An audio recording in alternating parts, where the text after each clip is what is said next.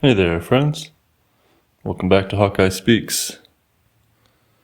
This morning, April 9th, 2024, I'm going to chat with you for a minute about mindfulness. What is mindfulness? And we're going to pick up where we left off from the 5 forms of memory and dig into, what are the mechanisms of intuition, but also what is it to be mindful? One of the issues that we see discussed a lot and thought about is this idea of a disconnect with nature. And the disconnect with nature is a far more profound conception than we need to go outside more. I mean, the real implications to this thought, this saying, this awareness that there is a disconnect with nature is that there is a nature within us, that we are part of nature, that nature is a living system that makes up the fabric of the reality of our world and universe, particularly our world. We'll keep it local. But becoming disconnected from nature, like I say, it's not only about being disconnected from circadian rhythms, being disconnected from whole foods, from living soil, though those elements are, of course, absolutely critical. We see now within modern metabolic health, alternative circles, and even somewhat getting into the mainstream, this idea of light as a critical nutrient. This is part of connecting with circadian rhythms. Getting sunlight in through the eyes in the morning to create melanopsin and these direct physiological effects, but also soaking in light through the body. Check out Dr. Jack Kruse, Max Guyen. Many people are speaking about this these days. Sarah Pugh, I particularly like. And it's amazing. It's a wonderful revelation. And to sum that up, some of these folks are talking about it above and beyond dietary nutrition now. The importance of connecting with light and rhythms. So it's wonderful to see that evolution within health awareness. Okay, and then there is also, like I said, food from living soil. Just to even ask yourself that, what is food from living soil? It's been a popular awareness for a long time that we should eat whole foods and not toxic foods, though not everyone does. Of course, many people still fall a victim to the junk food and, eat products with additives because you feel the need, like you're hungry, so you buy something off the shelf. And basically all that stuff in these packages with any type of ingredients that you can't pronounce, it's all just garbage. You shouldn't eat any of it, but it's just a suggestion, I certainly don't. But it goes a bit beyond that, even with the whole food, that food from living soil could be a whole different ballgame, and indeed it is. I recommend in this department the Bionutrient Food Association, Dan Kittredge, and also John Kempf with the Regenerative Agriculture podcast has had many wonderful discussions. Recently, he's had a couple discussions with Stefan Van Vliet, who is I can't recycle his title necessarily, but dealing with metabolomics, he calls it. But in general, back to like the Bionutrient Food Association and this school of thought, is that there are complex substances produced in plants, and also John Kemp's Plant Health Nutrition Pyramid. The Plant Health Nutrition Pyramid is a wonderful piece of foundational science that everyone should engage in the acquisition of this knowledge, because it very simply and conclusively lets us know that we don't arrive at a point where we have these complex substances in plants without building up the base first. And there used to be a term more in use called phytonutrients, but this was even called into question by some that, phytonutrients are a myth, they don't even exist and it doesn't matter. And a lot of that, what ended up happening with the organic movement is that organic quickly became corporate, as many things do. These are These are great words like sustainable. They get co-opted by corporate interest, and then they get downgraded to just, a catchphrase, whereas the real meaning of the term and its value in our lives and our relationship to the living world gets totally diminished. Whereas, like with sustainable, it is a real thing. As I've been saying, I like to say that I'm here sitting in a house that I built that requires $0 in heating or cooling costs because it is efficient. So that's, results-based efficacy, sustainability. This stuff is very important. But in any case, the term phytonutrient, what happened with the organic movement is that foods that were produced organically didn't have any more nutrient content in many cases than foods that were produced commercially. And this is why it's critical to understand soil health and what is food from living soil. The term that's more popular now these days is called plant secondary metabolites. And this would be substances that are produced in plants that are beyond the needs of a primary metabolism and that are produced outside of a primary basic metabolism. And the thing with plants is we know that you can grow plants in hydroponic systems on styrofoam blocks even, or in a completely inert, even basically a toxic material, as long as you very closely control the nutrient solution, the pH levels of the water. That's hydroponics, so it's taking up these simple ions in aqueous solution and achieving life, but in that case, we cannot produce these plant secondary metabolites, these more complex compounds, which come from the plant's relationship with the living soil, which is soil that has biology, bacteria, fungi, all the way up to the arthropods, the whole range of organisms, earthworms. And the plant sends down its carbohydrate sugars into the soil that feeds the soil food web, and it actually communicates with this living soil food web, and the soil food web communicates with the plant, informing it on environmental conditions. Basically, it's kind of like how the immune system of a plant works. And within this more complex relationship, these more complex substances are formed. And how much is it critical that we eat these substances? Well, probably very critical, but it's also, like I was alluding to a moment ago, it's very worthwhile that we at least, at the minimum, open up our understanding to these elements of nature. What are we talking about when we say being connected with nature, getting away from the disconnect with nature? So once again, just to repeat, what is food from living soil?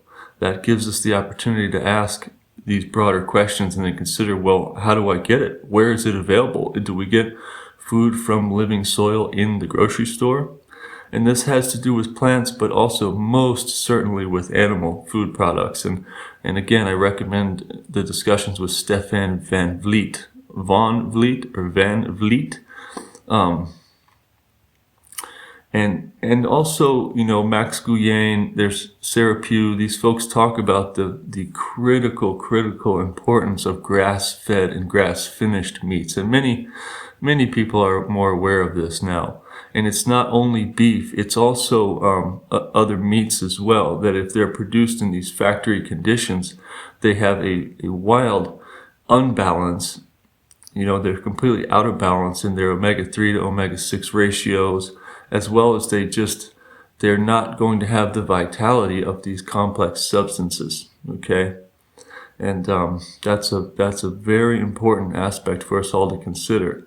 Something that, again, some of these health professionals talk about, which is a very fascinating idea, which also relates to this connection with nature, is that the grass-finished meats are always in season. And the importance of eating within season is not just a theoretical concept, and it's also not just a local economy concept, though the connecting with your local economy and the sustainability of the society that we live in, it is critical that we consider eating foods that are in season. But there's also critical physiological components associated with this that, again, I recommend that you check out some of these health professionals that have a more conclusive way of speaking about them than I will right at this moment. Because what this video is going to be about is mindfulness. What is mindfulness? Okay, and we discussed the 5 forms of memory, and now we're going to discuss activating the 7th and 8th senses. Dr. Michael Levin, brilliant thinker and researcher, scientist in the field of regenerative medicine. He's very, very bright cat. If you're not familiar with him, it's some of his in general, what he's working on is it's going to be a bit above the head of most people. Even for me, it's very, very complex stuff. But if you had happened to read Bob Becker's books or followed Electricity in Health, then it's certainly worth at least taking a cursory look into the type of work that he's doing. But one of the interesting things that he says, and one of the only things that I've kind of disagreed with that he says, is that he proposes that it would be great if we had another sense organ that allowed us to sense the exterior environment. And when I've heard him say this, I immediately thought, well, we do. Of course we do. But I guess it's not accepted within regular Western thinking. And that's what the subject matter we are dealing with today discusses, that there are these 7th and 8th senses, and that this is critical to mindfulness.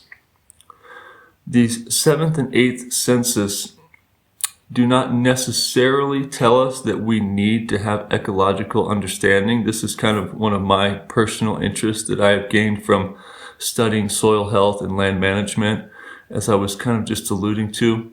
And I believe, I'll just want to preempt the whole thing by saying that it's necessary for us to have a basic level of ecological knowledge, ecological understanding, and a knowledge of how ecosystems work around us, the living world. And let's talk just for a quick second about Gaia theory. Gaia theory was and is not an idea of the noosphere, or the conscious living planet that has feelings, though the word Gaia does imply that. And that is a wonderful area of science, research, and thinking and feeling to consider. I certainly do not discourage considering and even believing in these ideas. But what Gaia theory from James Lovelock and Lynn Margulis, what it actually was is a very concrete, kind of simple idea around biological physics of planetary ecosystem management, how the environment and even how the climate is created and mitigated, that the temperature, the oxidation state, and the gaseous composition of our atmosphere are regulated by the actions of living organisms. So it's just something I say in almost all my talks, in that holistic land management, regenerative and adaptive grazing, the soil food web, permaculture, the practices of basically slowing the water down, effective forest management, healthy forest and wetland stewardship. All of these things are actually the same thing. And the modern science around it is called the soil carbon sponge. And Walter Yenny is a prominent educator in that field. He's a little bit less available. I've heard that he's having health problems, but there's plenty of information if you go digging for it about what is the soil carbon sponge. And just on a little bit more complex note of that, it's one of the areas of biological sciences that is less known about, but is absolutely critical to life itself, is redox chemistry. And that is the scale of reduced to oxidized. And this is a fascinating area of study that is dealt with at some points within biological sciences, health, human health, organism health, but also land, or the soil organism health, the soil entity health. Okay, but But if you want to go deeper into this whole field, I would say that basically redox is life. There's a balance of reduction to oxidize that is managed through these actions of living organisms within a healthy state that keeps the process moving, and that not only maintains homeostasis, but also forms a battery, quite literally, very literally, a battery for like electrical and electron energy storage, but also for and particularly with soil, for the mitigation and management of all energy fluctuations on Earth. That every type of energy is continuously fluctuating, and that this battery system of healthy soil that achieves this redox potential is what creates the battery for the management and mitigation of all energy fluctuations. So take a look at some of that stuff and understand how, to me, one of the definitions of what ecology is that it's about the interdependency and interconnectedness of organisms. It's about the way that all organisms are working together to form this system. So it's getting away from these anthropocentric reductionist viewpoints around what humans are blah, blah, blah, climate this, climate that, and thinking in a more holistic way about the world around us, okay? But what I was saying is that having some degree of ecological understanding is actually necessary to becoming fully mindful. There's a sensationalized kind of view that we could become super aware and enlightened through just our own personal spiritual development processes, and we could become an enlightened yogi or whatever, the branch you kind of investigate into. But the idea that you could become fully aware and then even an enlightened being without a knowledge of how ecosystems are functioning around you, I hope just me stating that helps to point out the fact that is quite a fallacy and a folly. Okay. So, our 5 forms of memory, we have the morphic resonance, the akashic fields, the unified consciousness, the spirit memories, the electric universe, and something about consciousness that consciousness is kind of, not argued about, but it's discussed in a way within the sciences that people are still looking for the source of it. And this is just hilarious, because if you talk to general people and you go and watch lectures and talks and look at the comments, there is such a ubiquitous agreement that consciousness is omnipotent and preeminent, that consciousness is not something that we think up and create from the brain, but rather it's quite the opposite, that consciousness thinks us into existence. And that's something just to touch on for 1 second here that I want to say, is that there is a morphic field, as Rupert Sheldrake, morphic resonance. There are Akashic records. There are memories stored within the ether, the electric universe. I mean, there's many different thinkers and schools of thought going back throughout our human history that elaborate upon this. But something to consider for us at this moment is that, like I said, we don't think this into existence. Our thoughts become part of, and in general, some are stronger than others. And if people are collectively thinking thoughts and making actions, they become a stronger piece of this than, just more fleeting thoughts. Okay. But all of our thoughts and actions are stored within this unified consciousness. And this is the idea that Creator, God, always knows what you're thinking, stuff like that. It's very real indeed. But if we are once again disconnected from nature, we're not fully aware.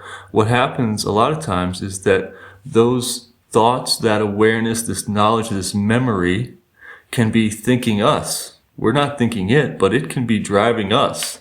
It's not possible for us to, again, we do influence it. We add every thought we make, every action we take adds to this noosphere. But we don't, as just individual organisms, and especially before we're spiritually developed, we don't have much influence upon us. And in fact, it's the opposite, that it has more influence upon us. So that's our first type of memory, is the unified consciousness. And then we have somatic awareness, body consciousness, muscle memory. And this is a very real type of memory that is different from cerebral cognition.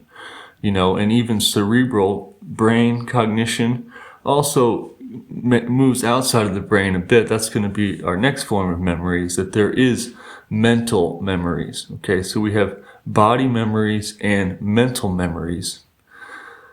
And they are distinct from each other until we learn how to unify them. Once again, what we're talking about here is what is mindfulness? Excuse me. 1 second.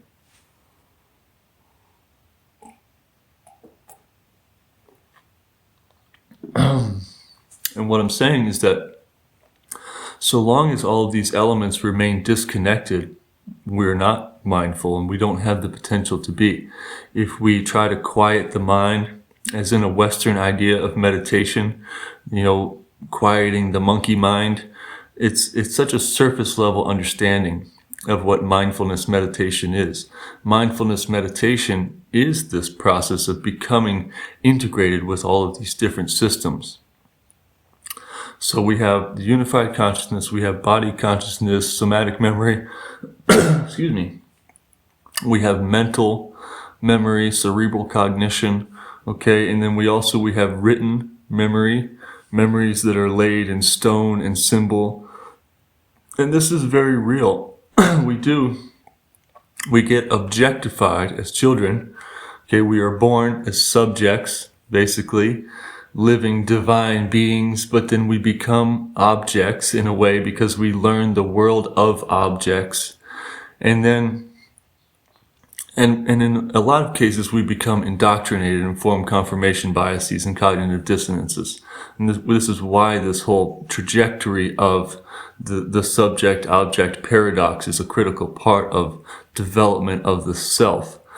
Okay, so we're born basically as subjects, then we become objects because we learn to view the world as objects, okay? And then when you start to awaken, you see that there is a subjective nature of everything, that there's a living story behind every object, and it's not that everything is not so fixed and permanent, that it's in fact critical. And the more we learn, the more we realize that there's nuances to everything, and that there is, like I say, a living story behind every object. So that's the subjectivity. And then when we become fully aware of ourselves, we become a matured self, capital S self, or in Eastern thought, no self. We lose the self. It's either way you want to say it, really.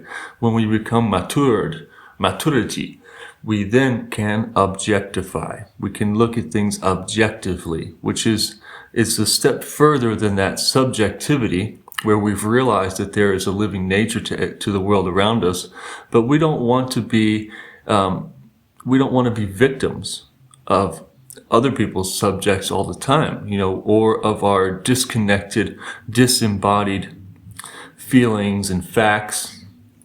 We want to bring this together, mindfulness, and part of that, again, as I was saying about learning ecology, learning our role within ecosystems. So that's how do we be stewards of effective land management and soil management, soil stewardship, but also how do we be effective stewards of our own lives and effective members of society? How do we become effective and healthy parents and lovers and have good relationships? Because the entire, as I said, when we say the interconnectedness and interdependency of organisms, that's relationships. That is precisely and profoundly relationships. So how do we show up to the task of being present, available, and be masters of our own, our own abilities, stewards, okay? So that is to be able to not objectify. That was more the first stage, okay, but it's to exercise objectivity. And this is something I've just learned very recently, is to bring this full circle, that we are born as subjects. We get kind of created into objects by learning to see that learning how to define objects through our learning of the use of language and how to symbolize everything. Okay, and then when we start to see the living nature of the world, that's subjectivity, and then the final full circle of that is objectivity. Okay, so what we were going over is the 5 types of memory. We have unified consciousness, we have somatic memory, we have cerebral cognition, and then we have written, symbolized memory. And then the 5th form of memory is chemical reactions.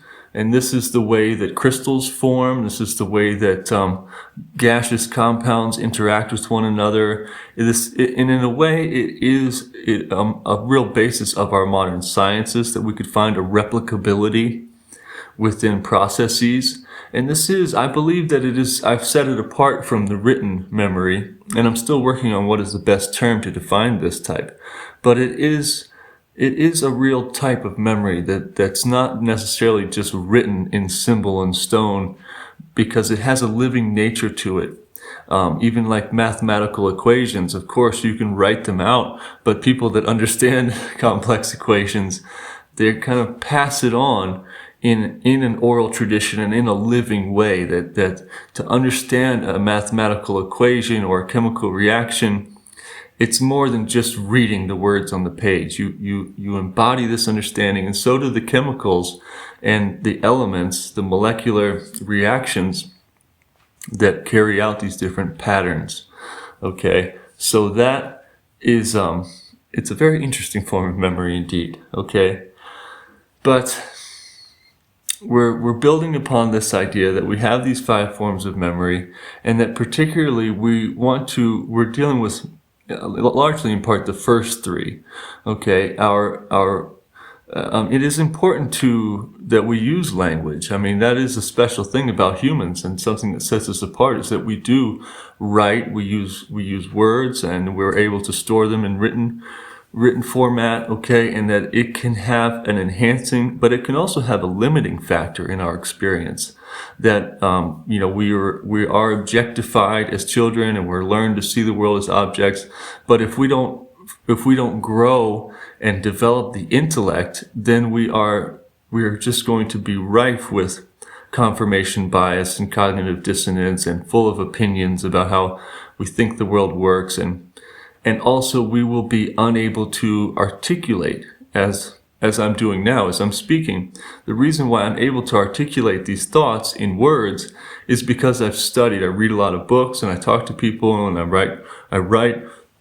And if I didn't do that, if I didn't investigate what a lot of different people have said and study others' works, I wouldn't have gained this, and I'm still working on it. It's a living processes. I wouldn't have gained this ability to articulate and to share this wisdom with you. So that is such a blessing that we have as and within the human species.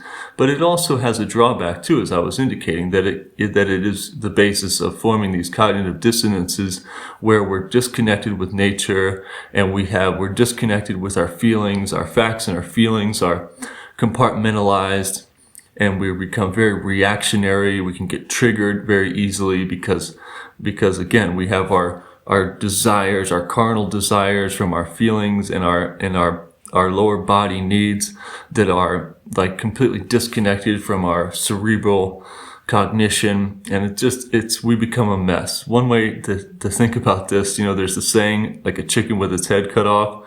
A lot of times what Westerners become is a chicken with its body cut off. Like either way you say it, it's you can get the analogy that a chicken with its head cut off, chicken with its body cut off, just running around like a crazy head, crazy body. It actually does happen. But yeah, to be a chicken with the body cut off would be to have this head full of ideas, black, black, black, black, black, black, black, black, black, and not be connected at all with the body. The somatic memory, the unified consciousness, but also, once again, the living world that we are a part of, relationships. Okay, so those are the 5 forms of memory, and then get into the real body of our discussion at present. What is mindfulness? Okay, there has been a long-standing kind of debate within philosophy and science around this. How do we reconcile what's called phenomenological experience, our direct experience of the phenomena, and cognitive science, as in cerebral cognition, and there is a whole school of thought, we could call it the Francis Crick school of thought, that thinks you could reduce everything in the living world and all understanding of everything to a synapse pattern, or even find its cellular origin within the brain. And that whole thing is just ridiculous reductionist science. But of course, there is value in this as well. There is truth that we have these abilities to use language from the neocortex within the hippocampus and even other specific areas of the brain. But something to touch on real quick about that. What's one thing that's popular these days is, and it absolutely should be, and there's kind of a scale of people that are discussing this from a more cursory investigation to much more in-depth ways of perceiving this. But the difference between left and right brain, this is very fascinating. It's very fascinating that the left brain is a very masculine thinking organ. Well, it's one organ, but a masculine thinking operation of linear analytic causality, and the right brain is more feeling, relational, okay, but it's not so much either or. We want to get the whole system into a unified operation, but also we want to move beyond that too, that reductionism, to see that we have the neocortex, we have the neocortical, the hippocampus function of language, but we also are quite dominated by the polyvagal system, the old brain, the reptilian brain. This is how we are. We can never ever get away from these instinctual responses. And if you ever happen to have the chance, of course, study polyvagal theory within psychotherapy, but also German New Medicine. Wow, really fascinating about how these old brain systems connected from the polyvagal reptilian brain to the primordial mechanisms of endoderm, mesoderm, ectoderm. This is embryogenesis. I mean, these processes are always happening throughout our life, not just in the womb as we're forming into a structured organism. Okay, we always have the endoderm, mesoderm, and ectoderm elements of the body. Okay, we can never get away from the polyvagus system, the old brain. So it's not, like I say, it's not just about balancing left and right hemisphere. It's also about balancing old brain and new brain and bringing all of this brain function into a cohesive system. And then we have the heart, the feeling heart, the gut feeling. Okay, we have our chakra system, which again in the West, there was such, and hopefully I could say was, because we're getting more informed about this now, but there was such an element of concentration on moving the chakras up and elevating the crown chakra and the pineal gland and getting the higher systems working, because this is the archetype of the West, is to look towards the setting sun and the finality, whereas the archetype of the East is to look towards the rising sun and the origin, the birth. Okay, and that's another way to say it can actually be, in some cases or all cases, or at least very worthwhile to consider, that we want to activate downwards. We want to activate the root chakra. And another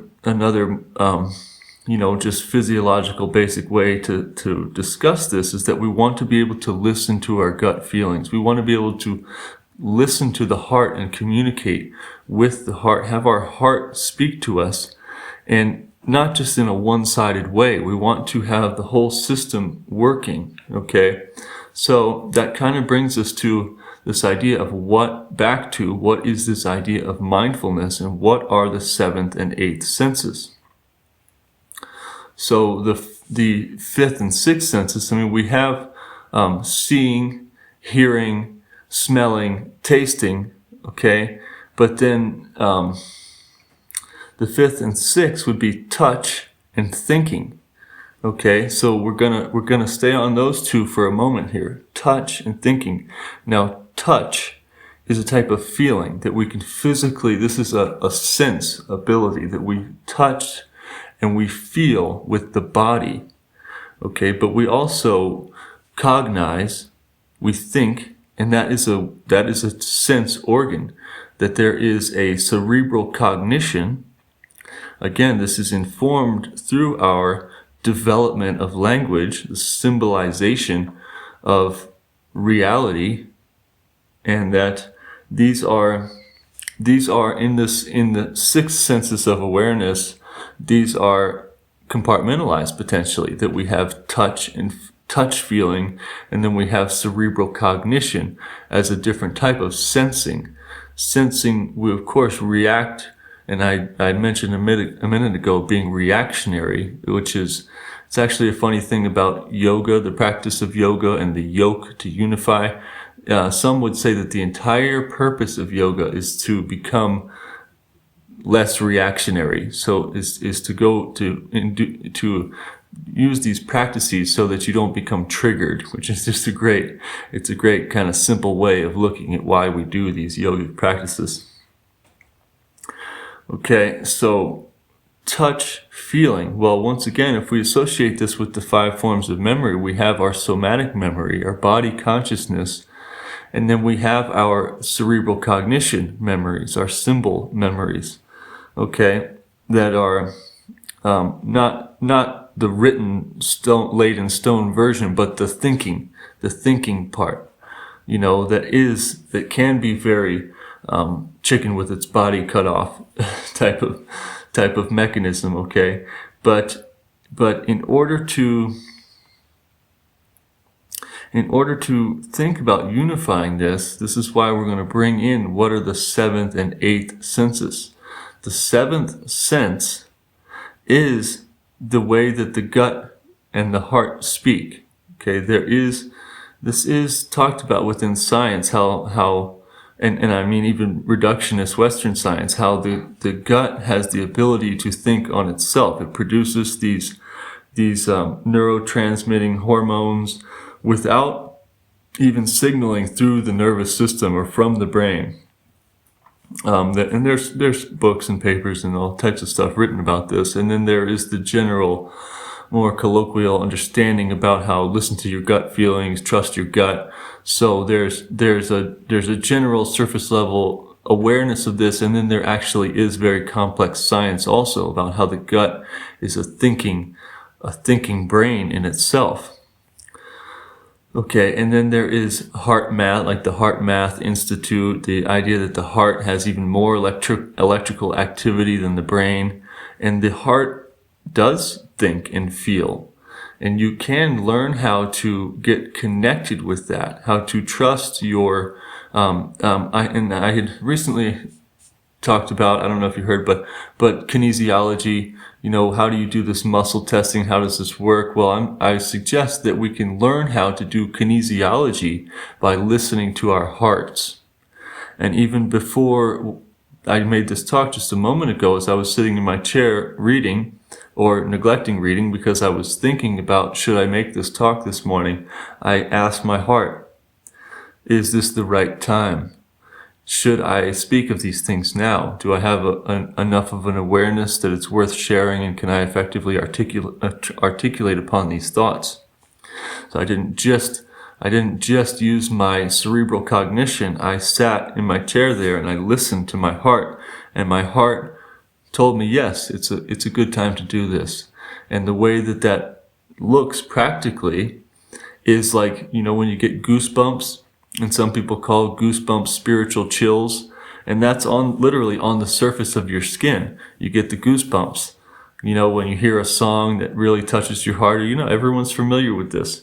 Well, what I found is that as we become more developed, this process happens internally. Your whole body starts to light up, and you can feel it from your head to your toes. I can feel it right now. Sometimes it makes me want to tear up a bit, because it is so real. And this is not a woo-woo thing. It's a beautiful, beautiful experience when you can learn how to listen to your heart and your body. And that is, like I'm saying, this is the unification of the somatic memory and the cerebral cognition. Okay? And this is the seventh sense. The seventh sense is listening to our gut feelings and our heart, activating the root chakra, and in a bidirectional, reciprocal fashion. Okay, because there would be a lower surface level where we're just like, which we don't want to do, which is to totally be only driven by our feelings all the time, and like just to, if we're hungry, we just eat more, because we have the microbiome also, and we're full of these other microorganisms that they have a way of thinking in their own. And if we just keep snacking, and we keep snacking on junk food, but also junk information, junk relations, then we can keep feeding a negative system. So bringing the system into balance, it does involve our cerebral cognition and our ability to think. As I started off the discussion, we take in the awareness of other brilliant thinkers that are, for instance, working in these fields of alternative medicine, metabolic health, and that stuff, we do store it. We store it in these language centers, as well as our feelings about it, but we have to have this reciprocal system, okay? And then when this becomes activated, we have the seventh sense, all right? And then the eighth sense is the Kundalini awakening. It is that we have this electrical system, that is also the chakra alignment. It is Qigong, that there is a thread that runs through the body from the perineum to the crown chakra that activates, very literally. And this is how we become integrated into that first form of memory, the unified consciousness, and that we stop being victims where consciousness is constantly thinking us and, telling us what to do, and we can start to become effective managers of the system. We never become the absolute or masters. We are not the creator. That's why these types of religious and spiritual ideas exist and always have and always will, that there is a power greater than us. But we can learn how to become more integrated and effective stewards of the system and take on a participatory role that is fully reciprocal within nature and nature's awareness, the unified consciousness. Okay, and that once again is the Kundalini awakening, the Christ consciousness, the whatever. There's lots of different terms for this and even schools of thoughts. And that's, in a way, that's why it's critical to respect others' faiths, that there's no one specific path to this the wellspring of true knowledge, that there are different ways of getting there, but there is also a physiological reality behind how it works, that the chakra system, the meridian system, the Kundalini awakening system, this is all the cerebrospinal fluid activation channels. It's very, very real indeed, okay? And when we get that in operation, practicing Qigong is a brilliant, brilliant way to activate this. Embryonic breathing, Qigong medicine, 5-element theory. 5-element theory is Chinese medicine, and I'm transposing that onto this 5-memory theory. Okay, but we have to become a bit matured in all of these base systems, to really fully activate, because we could try to activate the big system first, but there were actually several books and thinkers that dealt with this, about the idea of a premature Kundalini awakening. Particularly, I like Itzhak Bentov. He's passed away many years ago now, but he was writing in, I think, 80s, 70s, 80s about these mechanisms physiological mechanisms of growing into consciousness, and what is the Kundalini awakening. And he was studying these physiological components with the Kundalini awakening, and how some people have this premature activation that causes them physiological problems. And there were specific things that happened to people. I don't remember off the top of my head exactly what those were, like leg and foot problems and other problems that develop from becoming prematurely awakened in this final 8th form of sensing. Okay. But essentially, I mean, I don't want to go on for too long with this talk right now. I want to keep it powerful as much as possible and to the point, which is that mindfulness, the resolution of cerebral cognition and phenomenological experience, has always been mindfulness. And what is it to truly be mindful? It's not just a reductionist Western view of meditation that you want to just shut the mind up. No, it's actually you want to get the whole mind working.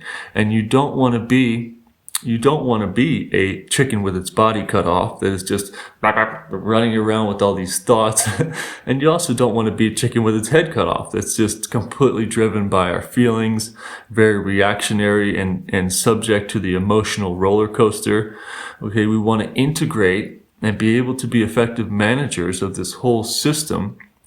And as I had said earlier, critical to this development is our understanding of ecology and how the living world around us is working, because we can, once again, we can have a premature development of these higher systems, but if we lack awareness of how we are an integrated participant within the living world, then it's going to have detrimental effects. Okay, and it's going to also cause a negative growth of the ego, which is, it's not great. This is not great for us as relational beings that need to learn how to work with each other and with all other organisms on Earth. So, the 7th and 8th senses, and we had talked about the 5th and 6th being touch and thinking. And I think now you can see what I'm saying is that touch feeling, it can be integrated into this whole other 7th system where we can use cerebral cognition and feeling internally to listen to our gut, to listen to our heart, to be connected with the fact and to connect the fact and the feelings, and that this becomes it becomes an active system. You can't just think it into existence through merely cerebral cognition, and you can just listen to only your feelings at times, but we actually want to balance these things into an integrated system. As I was describing these 4 areas of the brain, the left hemisphere, the right hemisphere, the frontal brain, the old brain, we get all of it into activity, the pineal and the pituitary, the masculine and the feminine aspects. And yes, and it's the glandular system and the secretions of the glandular system do play a part in this as well. That's why lymphatic cleaning is important, but also to gain that basic understanding that the primary result of the glandular secretions is psychological in nature.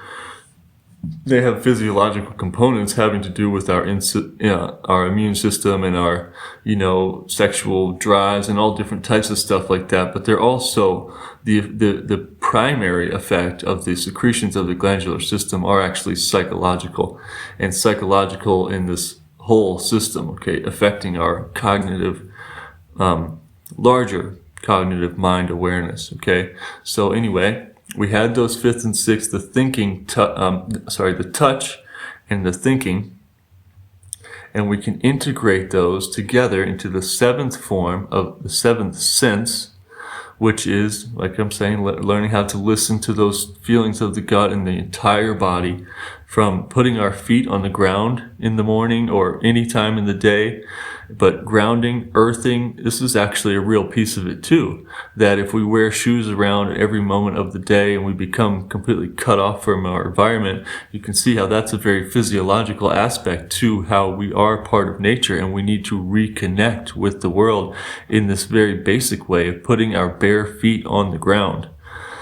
And that allows the positive energies coming from the heavens and the negative neutral energy of the earth to connect into a system. And that leads us back to or finally to this eighth form of sensing, which is the Kundalini awakening, the electrical, etheric, plasma energy. There's kind of different ways to talk about it and to